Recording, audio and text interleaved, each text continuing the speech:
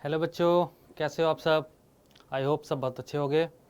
तो आज हम एक नया चैप्टर पढ़ने जा रहे हैं पॉलिटिकल साइंस का, जिसका नाम है संघवाद। इंग्लिश में इसको बोलते हैं फेडरलिज्म। ठीक है। इसके बारे में नोट्स मैंने बना रखे हैं, ठीक है, और मैं धीरे धीरे इसको समझा भी दूंगा। बट इसको पढ़ने से पहले और समझने से पहले आपको ये समझना होगा कि इससे पहले जो आपने पढ़ा है सत्ता की साझेदारी, उसमें क्या फ़र्क है और उसको इस सब्जेक्ट से हम किस तरीके से रिलेट करेंगे, इस टॉपिक से कैसे रिलेट करेंगे। तो आप सबसे पहले ये ध्यान दें कि सत्ता की साझेदारी का मतलब क्या होता है। किसी भी देश पर अगर विभिन्न प्रकार के लोग रहते हैं, विभिन्न प्रकार की विविधताएं रहती हैं, तो उनके सत्ता का बंटवारा होता है, सत्ता की साझेदारी होती है। तो सत्ता की साझेदारी हम दो प्रकार से करते हैं, जनरली दो प्रकार से करते हैं। एक होता है आपका केंद्रीय, एक होता है प्रांतीय। ठीक है। इन दो आधारों पर हम सत्ता की साझेदारी का बंटवारा करते हैं और शासन चलाते हैं। ये आपके पिछले चैप्टर का था, उसमें आपने पढ़ा होगा बेल्जियम, श्रीलंका। बेल्जियम एक संघीय देश था, श्रीलंका एक एकात्मक देश था। तो इसी के अनुरूप जब हम आगे चलते जाते हैं तो संघवाद को भी हम समझने की कोशिश करेंगे कि संघवाद है क्या। ठीक है। फिर मैं आपके धीरे धीरे डाउट्स भी लूंगा। अभी मैं आपको समझाता हूं कि संघवाद क्या है। ठीक है। देखिए, एक ऐसी शासन व्यवस्था, सिंपल से शब्दों में समझना है आपको, कोई चीजें डिफिकल्ट नहीं करनी है अपने वे में। एक ऐसी शासन व्यवस्था जिसमें दो या दो से अधिक, ठीक है, दो से अधिक स्तर होते हैं। दो से अधिक स्तर जैसे कि आपका केंद्रीय और दूसरा हो गया प्रांतीय। इन दो आधारों पर ही शासन होता है। तो शासन व्यवस्था किस आधार पर होती है? दो आधारों पर होती है। और इसका मतलब ही यहां पे देख लीजिए, केंद्रीय और राज्यीय। ठीक है। बेल्जियम में भी दो प्रकार की शासन व्यवस्थाएं अपनाई गई थी, केंद्रीय और राज्यीय। लेकिन श्रीलंका में कैसी व्यवस्था अपनाई गई थी? एकात्मक, यूनिटरी, कि हम कितने भी प्रकार के अगर विविधताएं हैं या फिर कितनी भी प्रकार की भाषाएं हैं, कितनी प्रकार की सांस्कृतिक विविधताएं हैं, बट शासन हम जो करेंगे वो केवल और केवल एकात्मक रूप से करेंगे। ठीक है। ये हो गया, आप लोग समझ गए, इसकी परिभाषाएं समझ गए होंगे। ठीक है। तो जब हम शक्तियों का बंटवारा करते हैं तो एक संवैधानिक प्रारूप होना चाहिए। ठीक है। संवैधानिक प्रावधान होना चाहिए जिसके आधार पर हम शक्तियों का बंटवारा करते हैं, यानी सत्ता का साझेदारी करते हैं। ठीक है। शक्तियों का बंटवारा हम किन आधारों पर करेंगे? प्रांतीय और केंद्रीय। कभी भी कोई भी आपको प्रश्न आएगा कि शक्तियों का बंटवारा एक जनरली किसी देश पर कितने प्रकार का होता है, तो दो प्रकार का होता है। अगर दो से अधिक प्रकार का हो रहा है तो वो एक स्थानीय प्रकार भी होगा, या फिर किसी किसी देश में सामुदायिक प्रकार भी होता है। जैसे कि आपका बेल्जियम में एक तीसरा प्रकार था, सामुदायिक प्रकार। ठीक है। अभी हम यहाँ पे इसको समझेंगे। अब हम समझते हैं इनकी विशेषताएं किस प्रकार से हैं। ठीक है। विशेषताओं के बारे में कुछ महत्वपूर्ण तथ्य हैं, उनके बारे में हम समझते हैं कि क्या होते हैं। ठीक है। एक तो आप लोगों ने समझ गया, दो या दो से अधिक स्तर। ठीक है। ये इसकी विशेषता होती है। संवैधानिक प्रावधान होता है। ठीक है। ये इसकी एक विशेषता होती है। विशेष मतलब होता है कि वो किस चीजों से अलग है, उसकी विशेषता क्या होती है। विशेष एक विशेष चीज होती है जिसके आधार पर हम ये समझते हैं। ठीक है।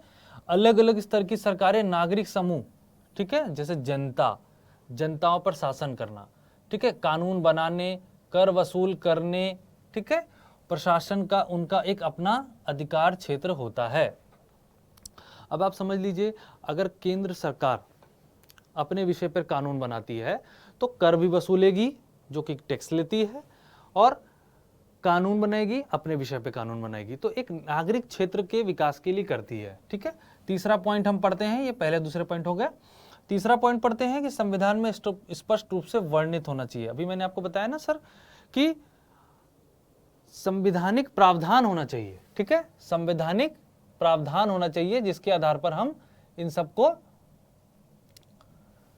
संविधान में वर्णित होना चाहिए। ठीक है। चौथे पॉइंट पे आते हैं हम, संविधान के मौलिक प्रावधान कि किसी एक स्तर की सरकार अकेले नहीं बदल सकती। सिंपल सा समझते हैं इसको कि उसका मतलब क्या है। कि एक स्तर की सरकार अकेले नहीं बदल सकती। अगर केंद्र सरकार है, कोई कानून बना रही है, ठीक है, तो उसके कुछ क्षेत्र होते हैं जिसके आधार पर वो कानून बनाती है अपना, ठीक है। लेकिन प्रांतीय सरकार होती है, वो भी अपने विषय पे कानून बनाती है, लेकिन इसका मतलब ये होता है कि केंद्र किसी भी ऐसे विषय पर कानून नहीं बना पाएगा जिसपे प्रांतियों का अधिकार है। वो एक लिखित प्रकरण पे मौजूद होना चाहिए, ठीक है। इसका मतलब यही है कि अकेले नहीं बदल सकती, किसी भी कानून को वो अकेले नहीं बदल सकती। अगर उसको राज्य के किसी कानून पे, अगर कोई विषय पे कि अलग से कोई कानून बनाना है, तो उसके लिए आप सरकार राज्यों की भी एक समर्थन लेगी, संसद समर्थन लेगी, ठीक है। ऐसे बदलाव की सरकारों की सहमति से ही हो सकते हैं, राज्यों की सहमति से हो सकते हैं, ठीक है ना। इसके बाद हम पढ़ते हैं कि अदालतों को संविधान और विभिन्न स्तर की सरकारों की व्याख्या करने का अधिकार होता है, ठीक है। अगर कोई ऐसे विषय होते हैं जिसमें केंद्र और राज्य, जैसे मान लीजिए कोई ऐसा विषय है जिसमें केंद्र भी कानून बनाती है, जैसे समवर्ती सूची में केंद्र भी कानून बनाती है और राज्य भी कानून बनाती है, अगर इन दोनों विषय पर टकराव होता है तो इसके आधार पर हम अदालत, ठीक है, अदालत उसकी परिभाषा की व्याख्या करती है, ठीक है। इसको हम समझ सकते हैं कुछ कुछ विवादों के आधार पर भी समझ सकते हैं। वे मैं अपने नोट्स में इसको दे दूंगा कि इन किन आधारों पर, किन प्रकरणों के आधार पर इनको हम समझ सकते हैं। अब चौथा पॉइंट है वित्तीय स्वायत्ता, ठीक है। वित्तीय स्वायत्ता निश्चित करने के लिए सरकारों के राजस्व के स्रोत अलग अलग होते हैं। टैक्स अपने विषय पर इकट्ठा करते हैं केंद्र सरकार, और राज्य अपने विषय पर अलग करते हैं, ठीक है। ये एक सिंपल सा संबंध है। अगला पॉइंट, इस प्रकार की संघीय शासन व्यवस्था दोहरे उद्देश्य हैं, देश की एकता की सुरक्षा करना और उसे बढ़ावा देना, ठीक है, तथा इसके साथ ही क्षेत्रीय विविधताओं का पूरा सम्मान करना। इस कारण संघीय व्यवस्था के गठन के कामकाज के लिए दो चीजें महत्वपूर्ण हैं।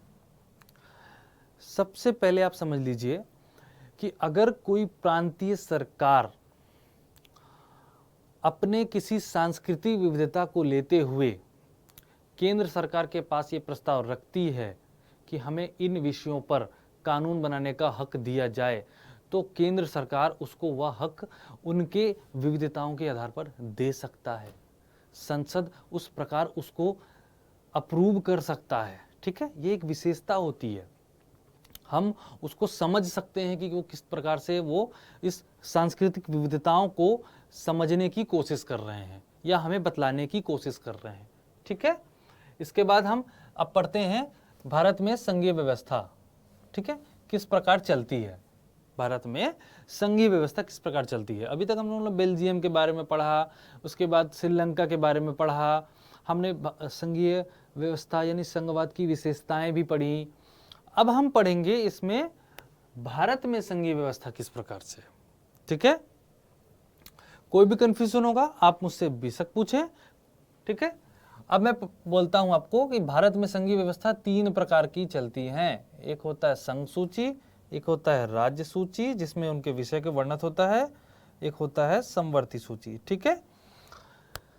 ये वे सूचियां होती हैं, सिंपल से शब्दों में समझिए, ये वे सूचियां होती हैं जिन पे सरकार अपने कानून का निर्माण करती है।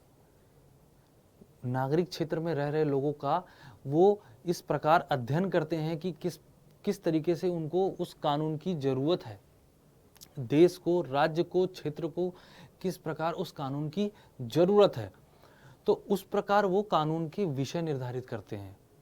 केंद्र के कानून हमेशा आप वहां पे पाएंगे ज्यादा अच्छा।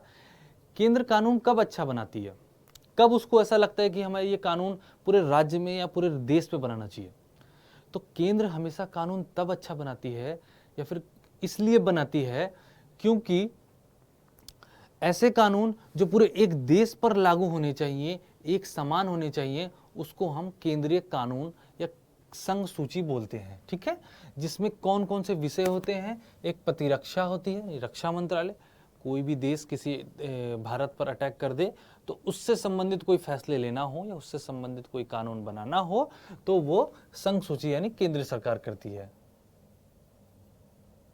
ठीक है, ऐसे हो गया। विदेशी मामले, ठीक है, विदेशों से हम किस प्रकार व्यापार कर सकते हैं, विदेशी संबंध किस प्रकार हो सकते हैं, उच्चायुक्त, राज्ययुक्त, ये किस प्रकार इनको हम समर्थन करते हैं, कूटनीति किस प्रकार की होती है, ये सब हम विदेशी मामलों में आते हैं। इसका फैसला, इसके कानून केंद्र सरकार बनाती है, ठीक है। बैंकिंग, संचार और मुद्रा जैसे राष्ट्रीय महत्व के विषय होते हैं जो पूरे देश के लिए एक समान होते हैं, ठीक है, जो एक समान की जरूरत होती है। इसी कारण इन विषयों को संघ सूची में डाला गया है, ठीक है। इन विषयों को कानून बनने का अधिकार केवल और केवल किसको होता है, केंद्र सरकार को होता है। इन विषयों पर कानून राज्य सरकार अपने हस्तक्षेप नहीं करता, ठीक है, राज्य सरकार अपने हस्तक्षेप नहीं करता है, ठीक है। दूसरा पॉइंट हम समझेंगे संघ राज्य सूची, ठीक है। राज्य सूची में कौन कौन से विषय आते हैं आपके, एक तो होता है पुलिस, एक होता है व्यापार, एक होता है वाणिज्य और कृषि और सिंचाई। समझाता हूं मैं इसको किस तरीके से आप समझ सकते हैं कि पुलिस, किसी भी राज्य की पुलिस के संबंध में कानून बनाने का हक किसको होता है, राज्य सरकार को होता है। व्यापार हम किस तरीके से करते हैं, वाणिज्य हम किस प्रकार से एक दूसरे राज्य से संबंध किस प्रकार रख सकते हैं, केंद्र का राज्य से किस प्रकार व्यापारिक संबंध होगा, राज्य का राज्य से किस प्रकार व्यापारिक संबंध होगा, इन सब के विषय में फैसला लेना या इन सब के विषय में कानून बनाने का हक किसको होता है, राज्य को होता है, ठीक है। इसके बाद कृषि सिंचाई संबंधित भी फैसले और कानून हम राज्यों के विषय के अंतर्गत आते हैं, ठीक है, जिसमें स्थानीय महत्व के विषय होते हैं। इस पे कानून केवल और कौन बनाता है, राज्य सरकार बनाती है, ठीक है। इसके बाद समवर्ती सूची। समवर्ती सूची वो होती है जो अगर दोनों विषयों पे कानून बनाने का हक दोनों को होता है, राज्य सरकार भी कानून बना सकती है और केंद्र सरकार भी कानून बना सकती है। लेकिन अगर उन विषयों पर किसी भी ऐसे प्रकरण पर, कानूनी प्रकरण पर अगर ठहराव या कठिनाई होती है तो किसका कानून बड़ा होगा, आपका संघ सरकार का, ठीक है। किसका कानून बड़ा होगा, न्यायालय किसको बोलेगी कि आपके कानून ही मान्य होंगे, संघ सरकार के कानून मान्य होंगे, ठीक है, जिसको सेंट्रल गवर्नमेंट हम बोलते हैं, ठीक है ना। ऐसे विषय कौन कौन से हो सकते हैं जिसमें दोनों ही कानून बनाते हैं, एक होता है शिक्षा, एक होता है वन, मजदूर संघ, विवाह, गोद लेना और उत्तराधिकारी संबंधी नियम। अब ऐसे विषय क्यों होते हैं, भारत में प्रत्येक प्रकार के लोग हैं, प्रत्येक प्रकार की विविधताएं हैं, सांस्कृतिक विविधताएं हैं, ठीक है। उन आधारों पर राज्य अपने फैसले लेने के लिए स्वतंत्र घोषित किया गया है। तो इसीलिए मजदूर से संबंधित कोई अधिनियम हो, विवाह से संबंधित कोई अधिनियम हो, गोद लेना एवं उत्तराधिकार से संबंधित कोई अधिनियम हो, उनमें कानून बनाने का हक केंद्र और राज्य सरकार दोनों को दिया गया है। लेकिन अगर कोई ठहराव की स्थिति आती है, टकराव की स्थिति आती है तो कौन मान्य होगा, किसका कानून, राज्य संघ सरकार का मान्य होगा, ठीक है। अब हम इसके बाद आपसे पूछेंगे कि केंद्र के संबंध में ऐसे कौन कौन से कानून हैं जो केवल केंद्र सरकार बना सकती है, ठीक है। टॉपिक को आपको हार्ड नहीं बनाना है, सिंपल से शब्दों में समझना है। अगर आप उस चीजों को समझ जाएंगे तब आप आगे की चीजों को रिलेट कर लेंगे, पीछे की चीजों को आप समेट लेंगे, ठीक है, कि हमने पिछले अध्याय में क्या पढ़ा था, आगे क्या ऐसी चीजें आएंगी जिससे हम इस चीजों को क्लियर कर सकते हैं। ये सब चीजें आपको समझाने के लिए ही है, मैं केवल आपको समझाने ही चाहता हूं कि आप ये चीजें समझ सकें, ठीक है ना। अब हम पढ़ेंगे सब, इसके बाद भाषाई। मुझे एक चीज बताइएगा कि भारत जो देश है ये अपनी भाषाई विविधता बहुत लिए हुए है।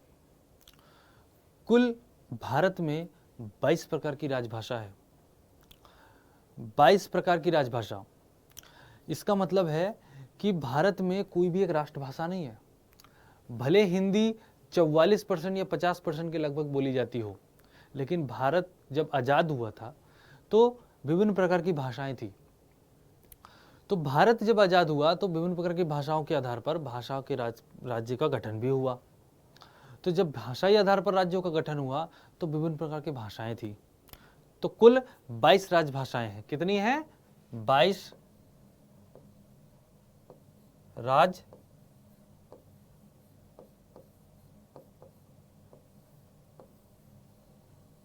राजभाषा, जिनको हम अनुसूचित भाषा भी बोलते हैं। ठीक है, ठीक है ना। भाषा ही समझाते हैं, भाषाई राज्य। आपको पिछले और आगे वाले में भी कोई कंफ्यूजन होगा, आप बेशक हाथ खड़ा करके मुझसे उस टॉपिक के विषय में क्लियर कर सकते हैं कि सर इसका मतलब क्या है, इसके मतलब में मुझे कुछ दूसरी चीजें समझ में नहीं आ रही है, मैं उसको भी समझाऊंगा। ठीक है, अभी हम समझते हैं भाषाई राज्य। ठीक है, भाषा के आधार पर प्रांतों का गठन हमारे देश की लोकतांत्रिक राजनीति, ठीक है, लोकतांत्रिक राजनीति की एक पहली और कठिन परीक्षा है। जब भारत आजाद हुआ था तो बहुत ही छिन्न भिन्न प्रकार के प्रदेश थे। ठीक है, लेकिन भाषाई आधार पर राज्यों के पुनर्गठन की मांग हो रही थी।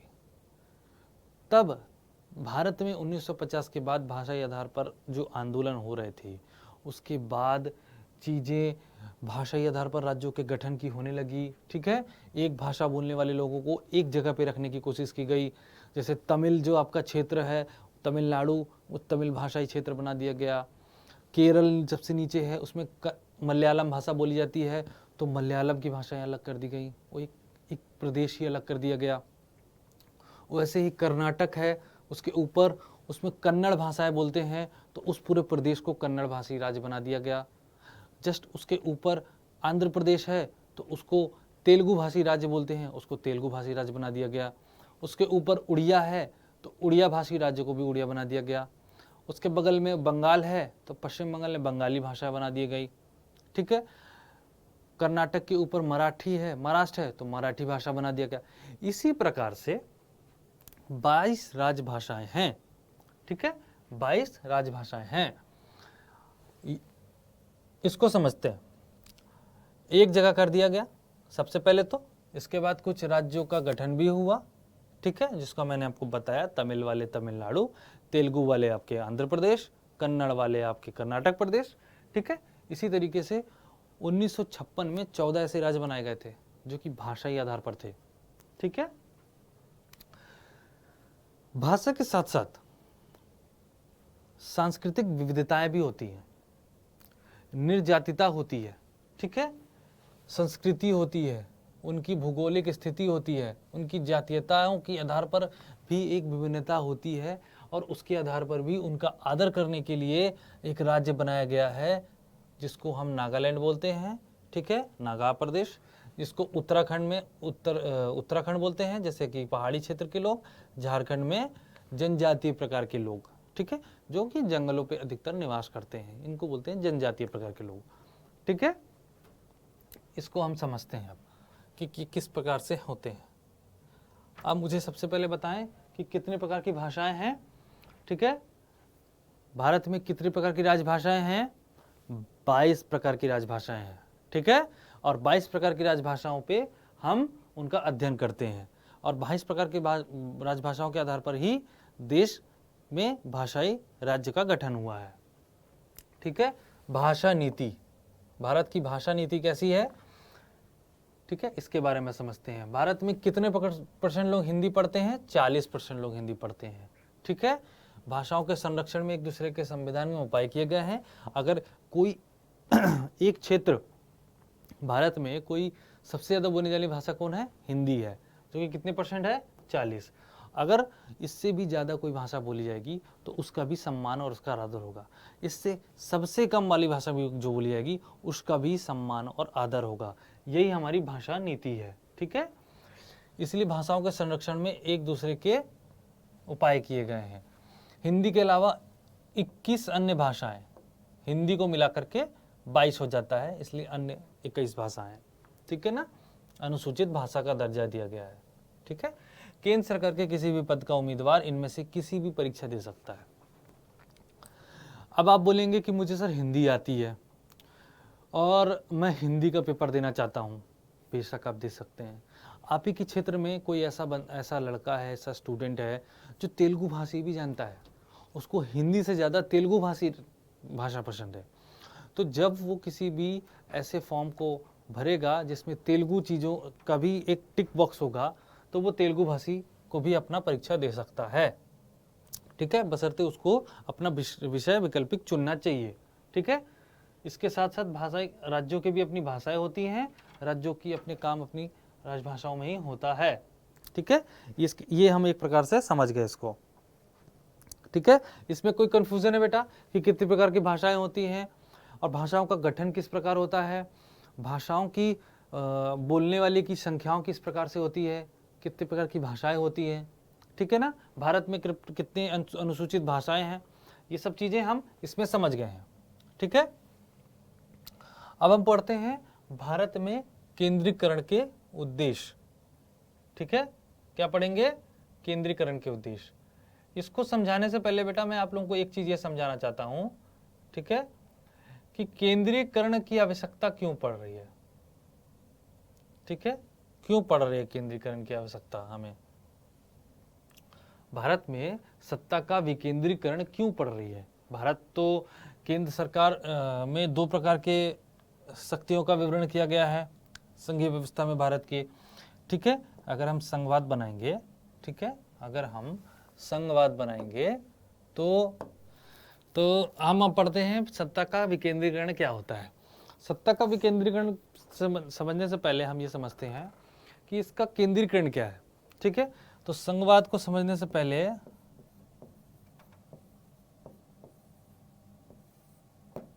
इसके 2 प्रकार हैं, ठीक है, एक केंद्रीय, एक प्रांतीय। पर भारत में 3 प्रकार के कानून बनते हैं। एक होता है आपका स्थानीय,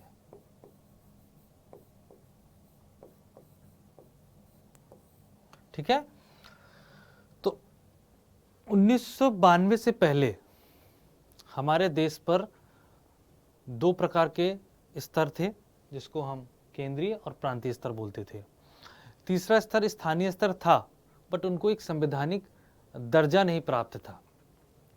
तो 1992 के संविधान के संशोधन में इनको संवैधानिक दर्जा दे दिया गया, जिसमें हम एक तीसरी स्तर भी जोड़ दिए जिसका है आपका स्थानीय, ठीक है, जिसमें पंचायतों को स्वतंत्रता दे दी गई कि वे अपने क्षेत्र पे अपने हिसाब से कानून बना सकते हैं। नगर पालिकाओं को शहरों का विकास करने का उनको शक्ति दी गई, ठीक है। नगर निगम को भी पूरे एक बड़े क्षेत्र का विकास करने का दायित्व दिया गया। तो उसी को हम बोलते हैं सत्ता का विकेंद्रीकरण, ठीक है। जब 2 थे तब तक केंद्रीकरण था, ठीक है, संघीय व्यवस्था थी, इसके साथ साथ एक तीसरी व्यवस्था भी जुड़ गई जिसको हम स्थानीय व्यवस्था ही बोलते हैं। इसी को बोलते हैं सत्ता का विकेंद्रीकरण, ठीक है, जो कि 1992 के 73rd अमेंडमेंट में हुआ था।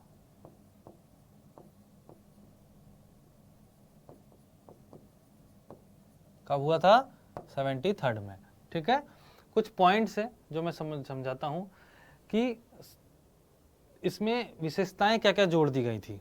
इससे पहले तो सत्ता का विकेंद्रीकरण था, लेकिन एक संवैधानिक प्रावधान नहीं था कि नियमित चुनाव नहीं हुआ करते थे, ठीक है। बजट नहीं दिया जाता था, जिससे बजट सरकार पंचायतों को दे, नगर पालिका को दे, नगर निगम को दे, जिससे वो चुनाव करा सके या फिर उन पैसों को विकास के क्षेत्र पर लगा सके। तो यही एक पॉइंट था जिस पे हम उनको समझते हैं। 92 से पहले स्थानीय संस्थाओं के चुनाव नियमित समय पर नहीं होते थे, लेकिन 1992 के संविधान संशोधन के अनुसार स्थानीय निकायों के चुनाव नियमित रूप से कराना संवैधानिक कर दिया गया। ठीक है, चुनाव पहले क्या होते थे, नियमित रूप से नहीं होते थे। ठीक है, दूसरा पॉइंट क्या है, अनुसूचित जातियों के लिए सीटों का आरक्षण कर दिया गया। क्या कर दिया गया, अनुसूचित जातियों के लिए सीटों का आरक्षण कर दिया गया। क्योंकि भारत में जब जितने भी प्रकार की विविधताएं हैं, जितने प्रकार के लोग हैं, तो उनका एक प्रकार होता है जिसमें एक अनुसूचित जातियां भी होती हैं, उनके भी आरक्षण के विषय में पंचायतों में या फिर नगर निगम के चुनावों में उनको आरक्षण दिया गया। ठीक है, स्वशासी निकायों में भी सदस्य पदाधिकारियों के लिए अनुसूचित जातियों और पिछड़ी जातियों के लिए भी सीटें आरक्षित कर दी गई। ठीक है, ये चीजें हो गया। महिलाओं को भी आरक्षण दिया गया, इसमें हम समझ सकते हैं महिलाओं को आरक्षण दिया गया। 1/3 बहुमत, 1/3% महिलाएं ही इन सीटों को धारण करेंगी। ठीक है, इससे महिलाओं की इन निकायों की भागीदारी भी बढ़ेगी। ठीक है, विकास के क्षेत्र में वो अपना योगदान देंगी, अपने महिलाओं के पिछड़े रूप को भी जिस तरीके से प्राचीन काल से होता आया है, इस तरीके से वो अपने विकास को भागीदारी बनेंगी। ठीक है, स्वतंत्र राज्य चुनाव का गठन हो जाएगा। ठीक है, और वित्तीय सहायता भी